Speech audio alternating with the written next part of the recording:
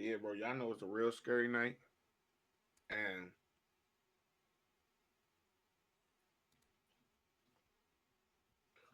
what we finna do is we finna do a video on the most north. My bad, y'all. Feeling jaded, memory you was fading like bitch we never dated. Fuck you saying, all that shit is outdated. Fuck love shit is a game and I overplayed it. Wish I'd have waited. If there was a price to your heart, I would've paid We finna do a video on the most notorious serial killers. So, production, take it away. Hear me good? Alright. The most notorious serial killers explained in 24 minutes. I ain't gonna lie. I see some notorious faces up there, man. Yeah, I ain't Who the gonna. fuck is Son of Sam? Who's Pedro Lopez? And why the fuck does he look like that? Oh my god, bro. And alright. And for one thing, who the fuck is Richard Ramirez? And why does he look like that? That nigga look like Michael Jackson. He looked like a fucking werewolf, dude. He looks like he's about to rip somebody's face off. Alright. But look though. Who the fuck is a Zodiac killer? Oh my god. Yeah, I don't know who the fuck that is. Man, let's get to it, man. Alright, yeah, but let's get to it. Gilles de Rais is notoriously known as one of history's earliest serial killers. He was born in the year 1405 into a wealthy and powerful French family, eventually inheriting vast land and assets after the death of his parents. His upbringing was privileged as he received a good education and went through military training. De Rais achieved fame and respect as a soldier, notably serving as a commander alongside Joan of Arc in battles against the English during the 100 Years' War. For his achievements, he was even awarded the title of Marshal of France, one of the highest military honors. After Joan of Arc's execution in 1431, de Rais' life took a... So here's my thing, right? Because I just heard something else wild for a second. If this nigga's in the army, excuse my friends, not this nigga, this young man, this white sir. If he was in the army, right? If he in the army, how's he a serial killer? Yeah, no. Don't that mean that the people in the army that we got in the army now will be serial killers? I mean, yeah, if someone looked at it like that. What do you mean if someone looked at it? I'm that someone. I'm looking at it like that. I mean, are they serial killers? If they're murderers, man. I mean, all right. So if they're killing somebody that's trying to harm us. Nah, bro. Put it like this. Somebody broke into the house, right? Right. And I tried to protect everybody in the house, and you're in that house. Right. And I shoot at that person, and it's my property. In the state that I live in, I'm going to jail. Yeah, but look though. I'm just saying. You're right. But I guess where they're at, like how close they are to like government and shit like that, I guess. Yeah, they just get away with things. Yeah, then. Well, let's go. Let's continue. Dark and destructive turn. He retired from military service and began spending lots of money on different things in an attempt to make him feel more joyful. This eventually led him to becoming in financial ruin, and his behavior only became more erratic and dangerous. During this time, he began engaging in occult practices, allegedly seeking power, wealth, and knowledge through dark rituals. His crimes involved the abduction, torture, and murder of children, primarily young boys from peasant families. Witnesses later testified that de Rais brutally assaulted his victims, where he gained sadistic pleasure from their pain before ultimately killing them. The exact number of his victims is unknown, but estimates suggest he may have murdered murdered anywhere from dozens to hundreds of children. DeRay's crimes went largely unnoticed due to his noble status, but suspicions grew as more children disappeared near his estates. In 1440, his reckless financial dealings led to a dispute with the church, prompting an investigation. After this investigation took place, the remains of multiple children were found, in which the authorities ended up arresting him. He was tried for murder and sodomy, and despite his noble status, he was thankfully found guilty. Gilles de Rais was sentenced to death and executed by hanging and burning on October 26, 1440, ending his reign of terror. H. Holmes was born as Herman Webster Mudgett on May 16, 1861, and he's considered one of America's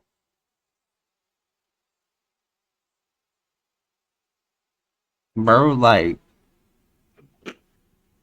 bro got a whole caterpillar on his damn face. Like, he fucking... I mean, back in those days, bro, they was just giving out thick ass hair. Bro got the motherfucking The circle tie. this nigga got the circle, the dot tie. The You dotted heard me? tie. Then he got the you know what I'm saying? And then the eyebrows are like the same size as his damn mustache. That's what I'm saying, bro.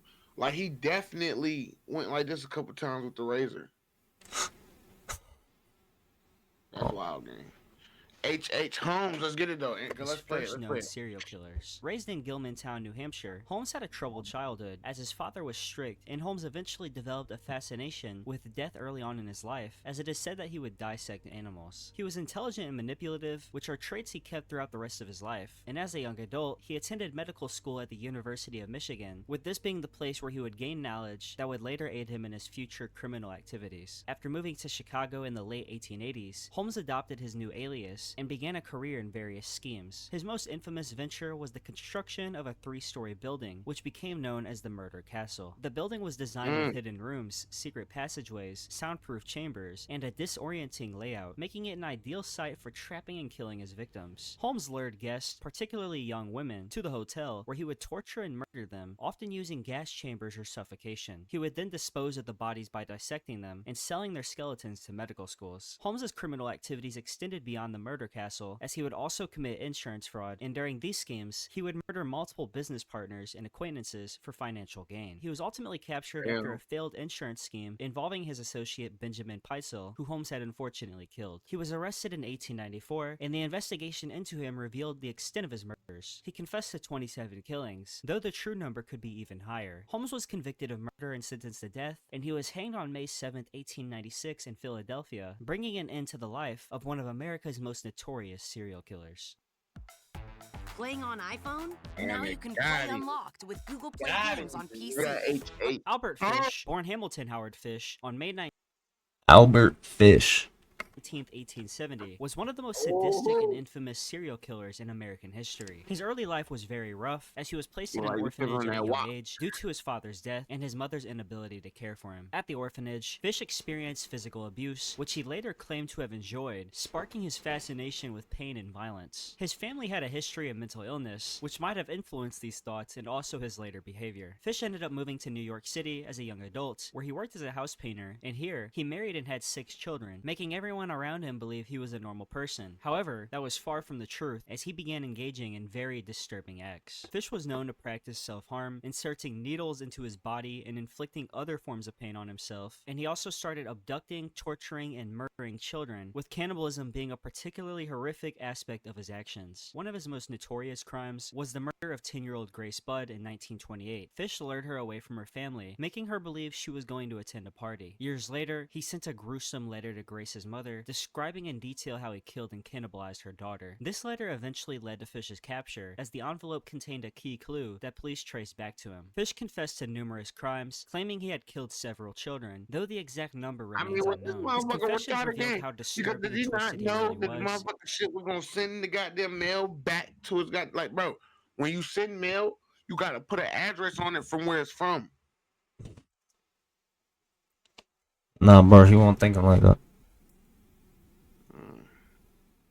Where he explained in Albert detail his Fish. masochistic urges and also his religious delusions. He was diagnosed with severe psychosis, but was deemed sane enough to stand trial. He was convicted of Grace Blood's murder and sentenced to death, and on January 16, 1936, Albert Fish was executed by electric chair at Sing Sing Prison in New York, ending the life of one of America's most depraved killers. Jack the Ripper is the name given to an unidentified serial killer who terrorized the Whitechapel district of London in the 1880s. The Ripper's crimes were brutal and focused primarily on female sex workers, those of which who lived in impoverished and overcrowded slums of East End London. In the year 1888, between the months August to November, he had killed 5 women, and these killings were extremely violent. Jack the Ripper's signature killing method involved slashing the victim's throats and then performing gruesome abdominal mutilations, often removing organs such as the uterus or kidneys. This level of brutality led to widespread fear and hysteria in London, capturing the attention of both the public and the press. The media frenzy contributed to the killer's notoriety, as the press coined the name Jack the Ripper from a letter which was apparently sent by the murderer to the Central News Agency, though the authenticity of this letter remains disputed. The motivations behind the Ripper's crimes have been widely speculated upon but remain unknown, and theories range from the killer being driven by sexual sadism, deep-seated misogyny, or possibly even a desire for notoriety. Some speculate that the killer had advanced knowledge on human anatomy, as his mutilations were very precise, suggesting that he might have been a surgeon or a butcher. Despite a massive investigation by Scotland Yard involving hundreds of interviews and following numerous leads, Jack the Ripper was never caught. The lack of forensic technology and the chaotic nature of the investigation left many questions unanswered. Numerous suspects have been suggested over the years, but none have been definitively proven to be the Ripper. The case remains unsolved, making Jack the Ripper one of history's most infamous and elusive serial killers. The Zodiac Killer, like Jack the Ripper, is another elusive serial killer, with their identity still not being known to this day. They are known for a series of brutal murders that took place in Northern California during the late 1960s and early 1970s. The killer is officially linked to at least 5 murders, though he claimed to have killed 37 people in taunting letters sent to newspapers. The Zodiac's crimes began in December 1968 with the murder of 2 teenagers near Vallejo, California, and over the next several years, he would strike again, targeting young couples in secluded areas. His methods included shooting and stabbing his victims, sometimes even attacking in broad daylight. The cryptic letters and ciphers he would send to local newspapers led to him gaining notoriety, and in these letters, he would boast about his crimes and mocked law enforcement's inability to catch him. The letters were filled with symbols, threats, and codes, with one famously containing a 408-character cipher that the Zodiac claimed would reveal his identity. Despite numerous attempts to crack his codes, the mystery surrounding him and his identity still continues on. The Zodiac Killer's motivations remain unclear, but he appeared to be driven by a desire for attention, power, and control. His use of media to communicate with the public and law enforcement was highly unusual and suggested that he enjoyed the fear and chaos he instigated. He displayed a calculated, almost theatrical cruelty that made him a figure of terror during his active years. Despite a massive investigation and numerous suspects over the years, he was unfortunately never caught. His last confirmed communication was in 1974, and no new credible leads have emerged since. The Zodiac Killer remains a haunting figure in human history, with theories and investigations surrounding him and his crimes continuing to this day. Andrei Chikatilo, known as the Butcher of Rostov, was born on October 16, 1936, in the Ukrainian SSR. His early life was not easy, as he grew up during the famine in the Soviet Union, which led to tales of cannibalism in his village. His father was captured during World War II, and Chikatilo himself faced bullying due to his shy nature and physical weakness. These early experiences likely influenced his later. Bro, really? What the fuck, brother? And he was eating people, bro. No, bro, that's wicked work. Oh. Like, what the Nah, bro. Bro, look at this nigga, bro. Look at him, bro. Yeah, he just looked like somebody that take a nice bite out of your shoulder. Yeah, nah, come on, press play, bro. Get us off the screen, bro. Violent tendencies, and as he got older, he worked various jobs, eventually becoming a teacher. However, his inability to maintain discipline in the classroom and his pause it. Does that look like the type of nigga that would have come on now? Does that even look like the type of nigga that would have did something to you? No. Now play it back. Double back one, man. You telling me that nigga? Come on, man. That nigga look like a freaky ass nigga, man. That nigga right there, bro. Oh God. That nigga right there, bro. They can't be the same people, bro. Ain't no way. Something changed. That's what I'm trying to tell you. Ain't no way, bro. Ain't no way, bro. Come on, bro. Play a game. tendencies. And as he got older, he worked various jobs, eventually becoming a teacher. However, his inability to maintain discipline in the classroom and his inappropriate behavior towards students led to his dismissal. He later worked as a factory clerk, and despite his troubled behavior, he married and fathered 2 children, maintaining a facade that he was a normal citizen. His killing spree began in 1978 and lasted until 1990, as he Bro, why is that nigga, bro? Now that's what I'm saying. Now I'm saying, listen. Look at him and look at the old boy in the corner with the glasses. Yeah, see, that's wicked. They could be brothers or something, but they ain't the same person. Yeah, I don't know.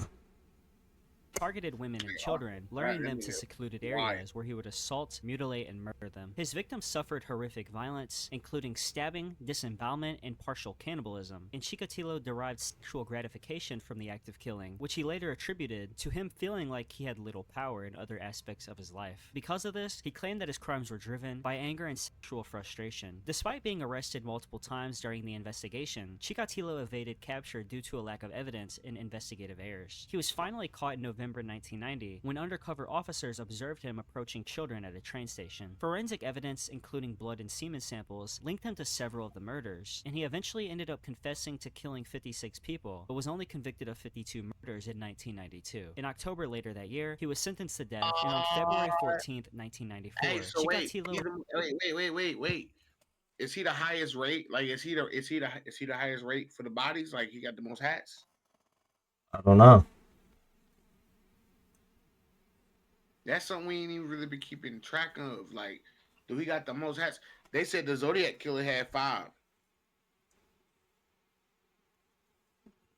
Old boy before him had how many? Like, I don't know. They didn't even say how many. They just Yeah, the said, Zodiac killer had 5 bodies. This nigga got 50 bodies, 50 beans. What? yeah, bro was not playing with nobody. Man, play the video, man. was executed by a single gunshot to the head. The Toy Box Killer, who was born as David Parker Ray on November 6, Double 1939, back, in double Bellingham, back. to the head. The Toy Box Killer, who was born as David Parker Ray on November 6, Double back again. Take that shit back. What that nigga said? 1994, Chikatilo was executed by a single gunshot to the head. The Toy Box Killer, who was born as David Parker Wow, Ray they on November executed 6, him by 5? Yeah, one to the head.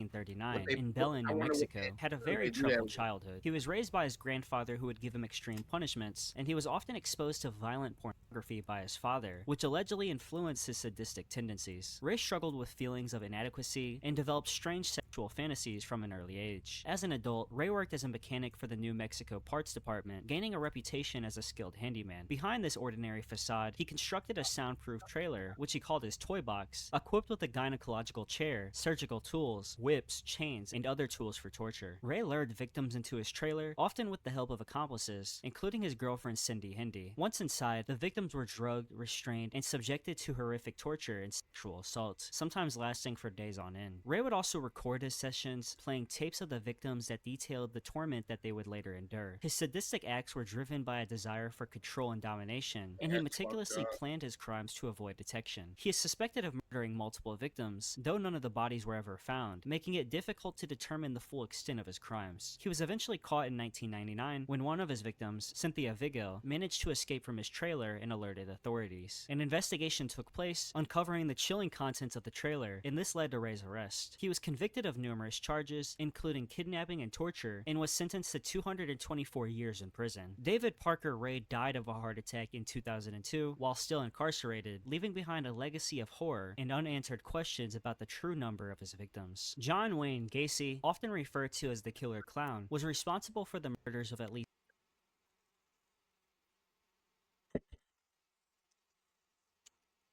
So I'm trying to figure out, like, if this nigga got the little caterpillar thing on his lip, why he ain't got it when he's like dressed as a clown? I think he shaves, bro. Okay. You know? Yeah, all right, all right.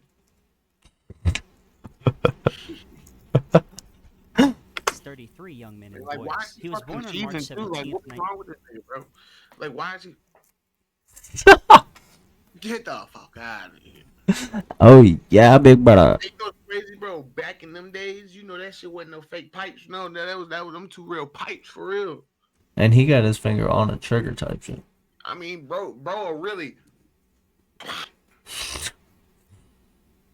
Like what Come the? on, bro. 1942 in Chicago, Illinois, and he had a pretty rough childhood. His alcoholic father was abusive, in which he would belittle and physically assault Gacy. Despite these challenges, he sought out acceptance and respectability, joining community organizations and becoming a successful businessman. Gacy was known for his involvement in local politics and his charitable work, often dressing as Pogo the Clown to entertain children at parties and events. This public persona marked his dark, predatory nature, as he would lure his victims, often young men from the Chicago area, by offering them jobs or promising them money. Once they were in his home, he would give them alcohol or drugs, then handcuff and sexually assault them. Many of his victims were strangled or suffocated, and Gacy buried 26 of the bodies in the crawl space beneath his home. His crimes went unnoticed for several years due to how much of a respectable figure he was. However, in December 1978, Gacy's last victim, 15-year-old Robert Peast, went missing after being seen with Gacy. This led to a police investigation, and a search warrant was eventually issued at Gacy's home. The horrifying discovery of human remains in the crawl space led to his arrest, and during his trial in 1980, Gacy confessed to the murders but pleaded not guilty by reason of insanity. The jury found him guilty, and he was sentenced to death, with him spending 14 years on death row, where he would paint pictures of clowns, and he was eventually executed by lethal injection on May 10th, 1994. Dennis Rader was born on March 9th, 1945 in Pittsburgh, Kansas, and he became infamously known as the BTK Killer, which stands for Blind, Torture, and Kill, later in his life. During his childhood, his family life was seemingly ordinary. However, he exhibited disturbing behavior from an early age, including a fascination with bondage and a tendency to kill small animals. These early signs of psychopathy were masked by his otherwise normal life. Rader held jobs as a compliance officer and security alarm installer, and he was also active in his church, even serving as its president at one point. He also had a family, appearing to live a typical suburban lifestyle. Eventually, he started killing people between the years 1974 to 1991, terrorizing Wichita, Kansas, by committing heinous crimes involving binding, torturing, and murdering his victims. Rader's reign of terror lasted over 17 years, during He was which he had killing killed 10 20 people. years.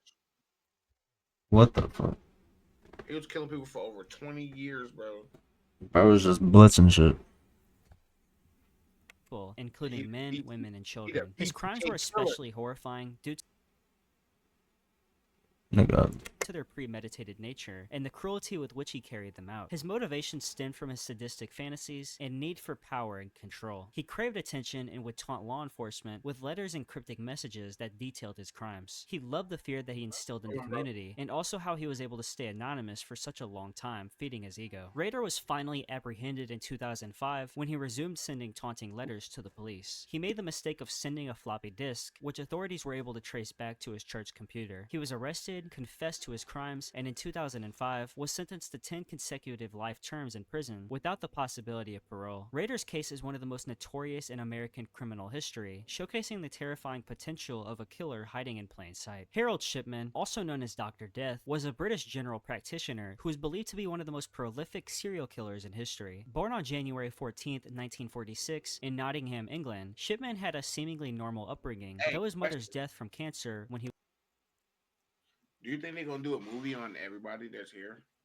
Like everybody. Like, do you think they, like, not a one movie at one time, like a superhero movie, but like a movie on everybody? No, I don't think so.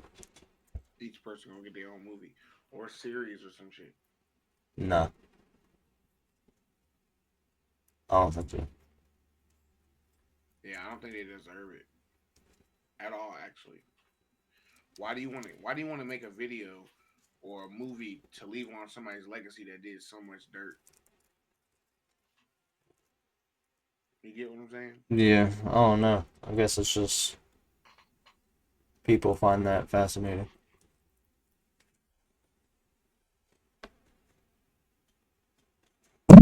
was 17 profoundly affected him. During her illness, he observed how morphine eased her suffering, which may have influenced his later behavior. As he became an adult, he became a well-respected doctor, practicing in Hyde, Great Manchester. However, between 1975 to 1998, he secretly murdered about 250 patients, predominantly elderly women, by administering lethal doses of heroin. Shipman exploited the trust his patients had in him, even visiting them at home under the guise of providing care, then injecting them with the fatal drug. As a doctor, he was seen as a caretaker, making his murders even more insidious. His victims, who trusted him to safeguard their life, were instead killed in cold blood, and he would also falsify medical records to cover up his actions, and even altered wills to benefit himself in some cases. His motivations remain largely unclear, but some experts speculate that his mother's death and his perceived control over life and death may have played a role in his killings.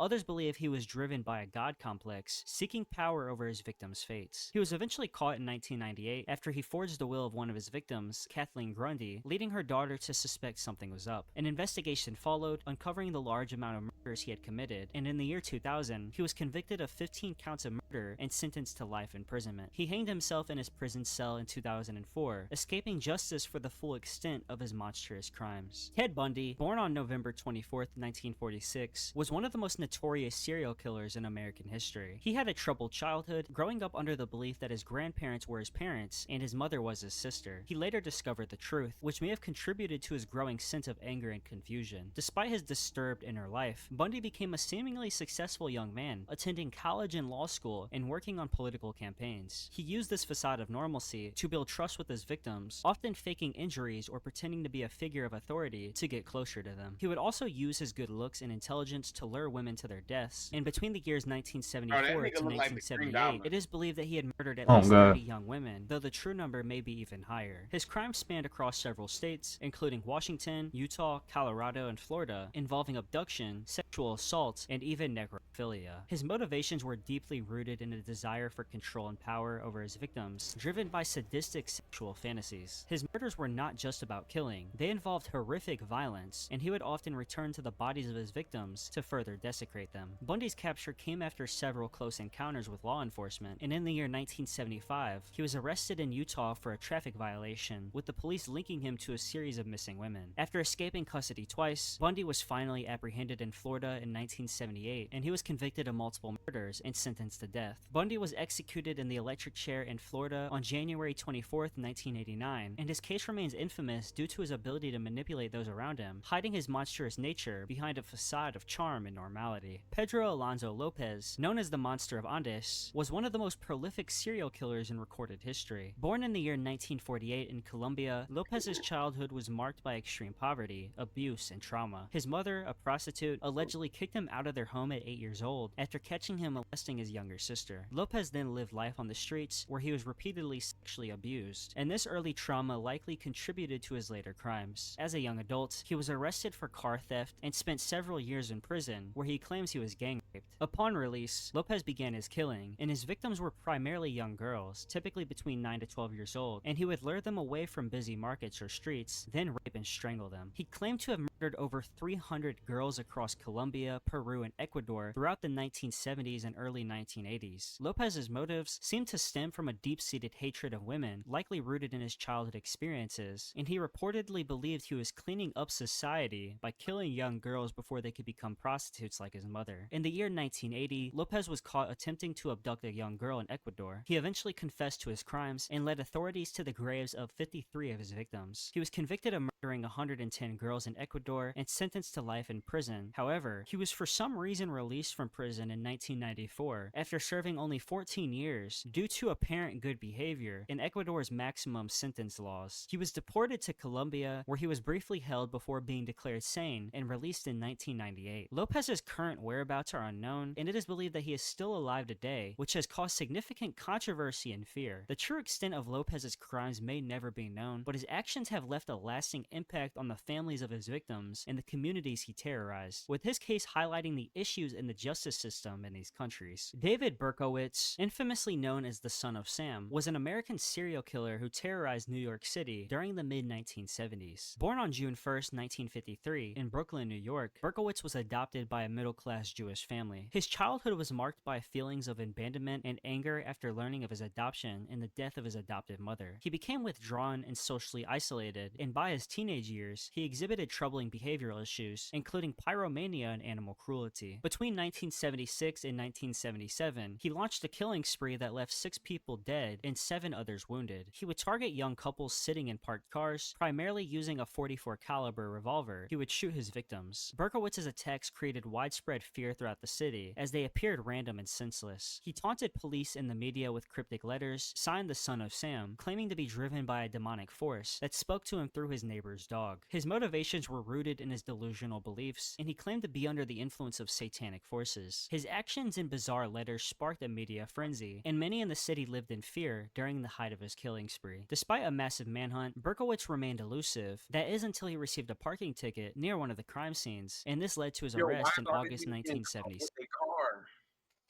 You said what?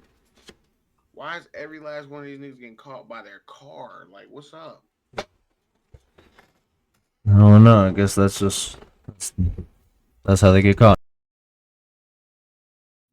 Yeah, that's 7. wild. He quickly confessed to the shootings, stating that a demon named Sam had commanded him to kill. He was convicted of multiple murders and sentenced to 6 consecutive life sentences. During his imprisonment, Berkowitz claimed to have found religion, renouncing his earlier beliefs, and now instead referring to himself as the Son of Hope. Despite his supposed transformation, Berkowitz remained in prison, where he continues to serve his life sentences without the possibility of parole. Jeffrey Dahmer, known as the Milwaukee Cannibal, was an American serial killer responsible for the brutal murders of 17 young men between 1978 to 1991. Born on May 21st, 1960, in West Allis, Wisconsin, Dahmer's childhood overall wasn't too bad. He was a shy child who struggled with feelings of isolation and abandonment, particularly after his parents' divorce. He developed early signs of psychopathy, such as having an obsession with dead animals and also dissecting them. Dahmer's murders were particularly shocking due to their sheer brutality, as he would lure in his victims, which were mostly young men, many of whom were African American, back to his apartment, where he would drug them, kill them, and often perform acts of necrophilia. Dahmer dismembered his victims' bodies, sometimes even preserving parts as trophies. He also engaged in cannibalism and attempted to create zombies by drilling holes in the head of some victims and injecting them with acid or boiling water in an effort to control them. Dahmer's motivation stemmed from being psychologically disturbed, where he felt a deep need for control and a desire for dominance over his victims. His crimes escalated over time as he became increasingly detached from any sense of morality or empathy, and despite his horrific actions, he appeared to function relatively normally in society, holding various low-level jobs, although his life was highlighted by alcoholism and loneliness. Dahmer was finally caught in July 1991 when one of his intended victims escaped and flagged down police. When officers entered his apartment, they discovered photographs of dismembered bodies and remains, ultimately leading to his arrest. Dahmer confessed in detail to his crimes, which shocked the entire nation. In 1992, he was convicted of 15 murders and sentenced to 15 consecutive life terms in prison. On November 28, 1994, Dahmer was killed by a fellow inmate while serving his sentence at the Columbia Correctional Institution in Wisconsin. Richard Ramirez, infamously known as the Night Stalker, was an American serial killer, rapist, and burglar who terrorized Southern California during the mid-1980s. Born on February 29, 1960, in El Paso, Texas, Ramirez had a troubled upbringing. He was exposed to violence at a young age, influenced by his cousin, who was a Vietnam War veteran that shared graphic stories of war atrocities. Ramirez also endured physical abuse at home and developed an early interest in Satanism and dark rituals. Between the years 1984 to 1985, he went on a brutal crime spree that left at least 14 people dead and many others injured. His crimes were marked by extreme violence and unpredictability, with his victims ranging from young children to elderly individuals with no particular pattern. He would break into homes at night, often sexually assaulting his victims before murdering them, and he also incorporated satanic symbols and phrases into his killings, heightening the terror that he instilled in victims and the public. His crimes included shootings, stabbings, beatings, and mutilations, making him one of the most sadistic killers in American history. Ramirez's motivations appear to be driven by a deep connection to evil and chaos, and his interest in Satanism, as well as his brutal treatment of victims, seem to be an expression of his dark sadistic desires. He deeply enjoyed the fear he instilled into others, and his actions revealed a complete lack of empathy and remorse. Ramirez was caught in August 1985 after a citywide manhunt, triggered by his recognizable fingerprints found at a crime scene and a surviving victim's description. He was captured by a group of civilians in East Los Angeles after being recognized in public, and in 1989, he was convicted of 13 murders, 5 attempted murders, 11 sexual assaults, and 14 burglaries. He was sentenced to death, but died in 2013 while on death row from complications related to cancer. Thank you very much for watching this video, and if you learned something, make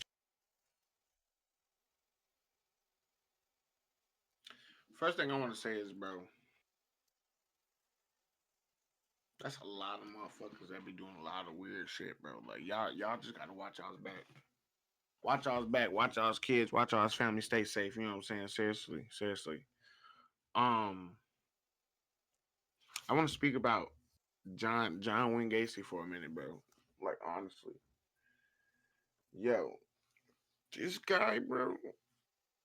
I don't know about everybody else that's on that list because yo, Jeffrey Dahmer. We could say Jeffrey Dahmer too, but yo, they gave this nigga a series or a movie or whatever they got going on for him, and I don't comprehend why. Like, what is he? What did he need that for?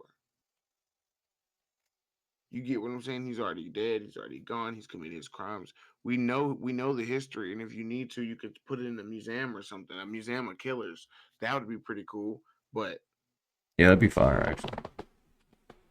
no, doing this, just giving him a movie and all that is wild. First off, look at how he looked, bro. Bro looked like a fucked up Mario character. I'm not even gonna lie to you. Like, come on now, get your like, bro. Niggas over here posing. He's smart, bro. He is smiling and smirking in a mugshot. You don't give a fuck. That's what I'm saying. Name one nigga you know, and I know it's gonna be a couple of y'all that's probably gonna comment or see the video or say whatever y'all gonna say and be like, oh well, I ain't know, bro. I don't care about that tough shit. Name a nigga you know that's gonna go to jail, take a mugshot, and be smiling and smirking. Yeah, like, Ain't shit funny. well, to him, he thought it was hilarious. Yeah, bro. This guy, bro. I'm not even gonna lie to you. I ain't gonna lie to you. I was just talking to you about it earlier in the kitchen. I'm kind of glad that we weren't born in this type, this time, because one, there's a lot of racist shit going on, but two, being born in this time, I'd had some words with this nigga, bro. Especially if you try to run up on me and do some dumb ass shit, bro. Come on, man, get your life together. Oh, God. You dressed up as a goddamn clown, running up chasing motherfucking people. You ain't got shit better to do.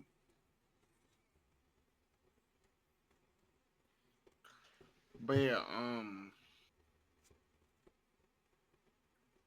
what I want to do, bro, is obviously, bro, this is John Wayne Gacy right here. He's supposed to be the killer clown. I want to take a look at this trailer that they gave him. That's seriously what I want to do. I want to take a look at this trailer. Need I remind you, bro? They didn't even name this shit John Wayne Gacy. They just named this shit Devil in Disguise. Like, he don't need a fucking title, bro. I'm just being quite honest. He does not need a title, bro. He does not need a title. I mean, That's just my opinion, and I'm keep it that way, bro. I don't know about your opinion, bro, but yeah. I guess. I guess they just wanted it to sound better. man, let's go ahead and get into this trailer. Sun goes down another dreamless night. What can I do for you? We laugh until we cry. I'm almost 16, sir. I don't know too much about construction. Hey man, shout out to Peacock, bro. I'm real fast. Like that ass, bro. Shout out to Peacock, bro. Peacock. Shout out like, Peacock. man, I do be watching. I was watching Bel Air up there, so shout out to them. Shout out, y'all. Learner. Also, In the dead of night. No time like the now or never.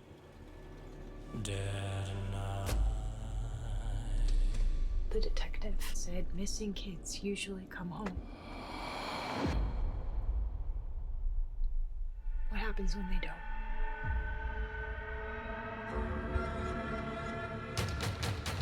Police looking for John Gacy. Kid's missing. Reported last seen with you. Yeah, I don't know who that is.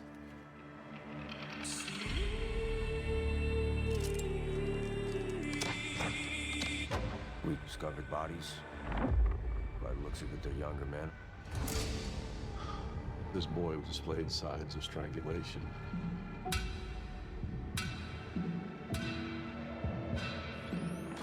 My boy! He's my boy. His teenage male employees start disappearing, and nobody in your department looks into the guy? The things he did to those kids.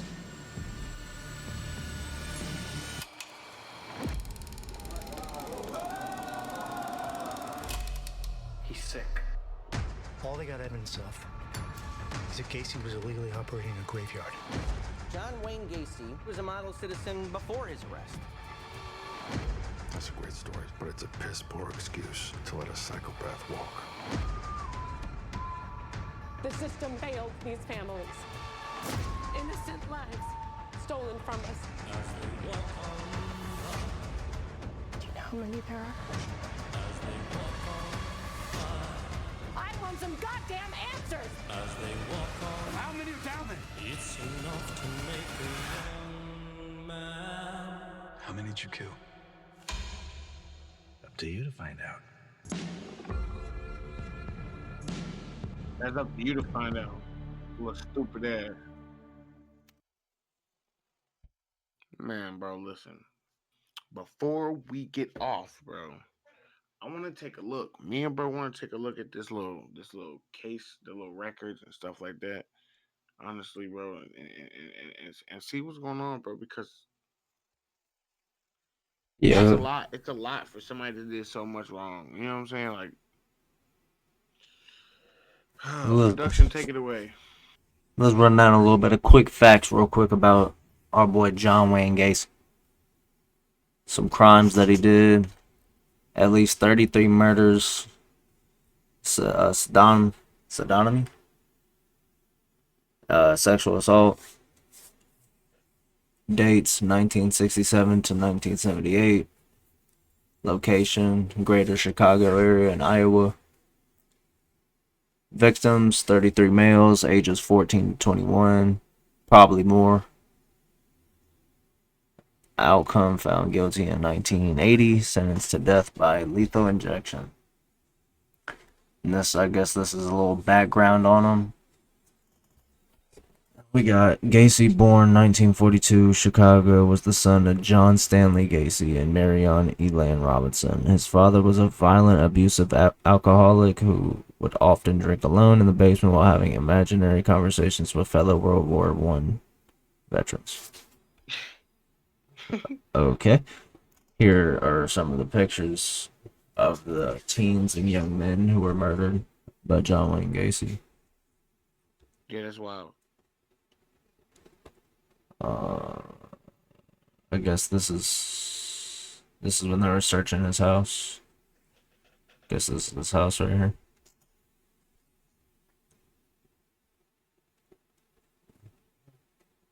Him in the back of a police car? Yeah. That's what we need to see. Some shit like that. With stupid ass. And then Pogo the Clown self-portrait artwork. Self-portrait? Who? What you mean self-portrait? Who did the work?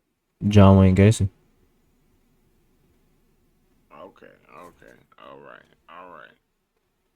All right.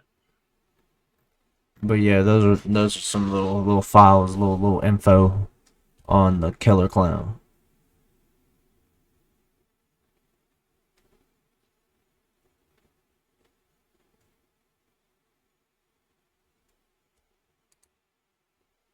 You know, I need to stop eating so much sweets. Hear that? Like, no cap. feel like, bro, I just feel like this is a lot of information out there for this person that don't deserve it. You kind of get what I'm saying? Yeah. Like, bro, we know you did what you did, but bro, you don't like, bro, you don't need all of this. You genuinely don't need all of this. We don't give a fuck. I'm gonna be honest with you. We don't give a fuck. I guess some people do, bro. Yeah, a lot of people do, and it's just like now for those of the people that he had did the things to, rest in peace to y'all, bro. Rest in peace. Shout out to y'all for fighting the fight y'all did and doing the things that y'all could to you know what I'm saying. But as far as that, bro, this is a different mugshot than the one we've seen before. Cause he look a little pissed off. Look, yeah, see, they must have snapped a couple pictures on his ass. Oh yeah, most stuff. They snapped like 10, 20 pictures on his ass. They got his ass for real. All right, though, production. What we got next? We got John Wayne Gacy's last words. Ooh, see, that's the shit too, bro. That's the shit, bro. Let's go ahead and get to it. John Wayne Gacy's last words before his execution were "Kiss my ass." He was executed by lethal injection on May 10, 1994, after being convicted of multiple murders. His final meal included fast food, which has also been noted in various reports. Final meal. Fuck that fat nigga. Respectfully. Talking about some fucking fast What food. the fuck? John Wayne Gacy's last meal consisted of 12 fried shrimp, a bucket of original recipe KFC, French fries, and a pound of strawberries. Man, bro, like, bro, nigga caught fucking 15 bodies or some shit like that, and you get to fucking eat KFC, nigga? Yeah. Fresh? Like, yeah. A pound of cherries, nigga? A pound of strawberries. A pound of strawberries, bro? And 12 fried shrimp.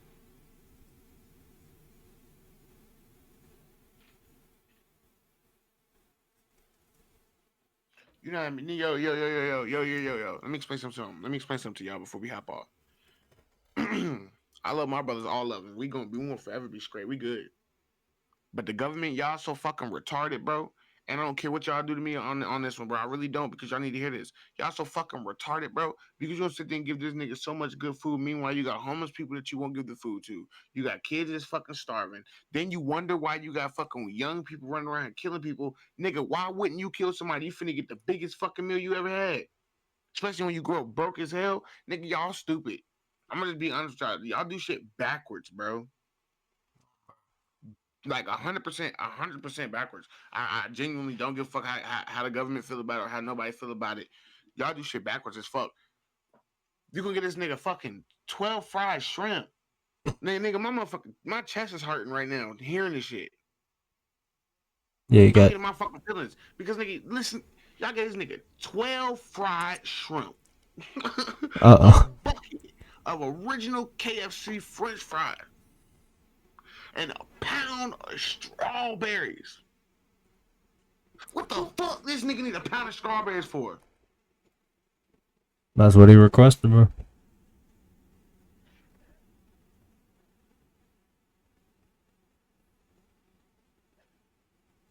Bro, listen. Yo. Y'all make sure y'all like, comment, and subscribe. We finna, nigga, listen, we finna catch y'all on the next one. John Wayne Gacy, bro. You did your big one, gang. Yeah, bro, you did Fat your ass shit. nigga. Fucking I Teletubby don't looking. know who we gonna speak on tomorrow night. I don't know what we're gonna do tomorrow night, but guess what? Tomorrow night it's gonna be tomorrow night. Like I said, make sure y'all like, comment, subscribe, bro. We finna catch y'all on the next one. Get it. And we out. Gang gang.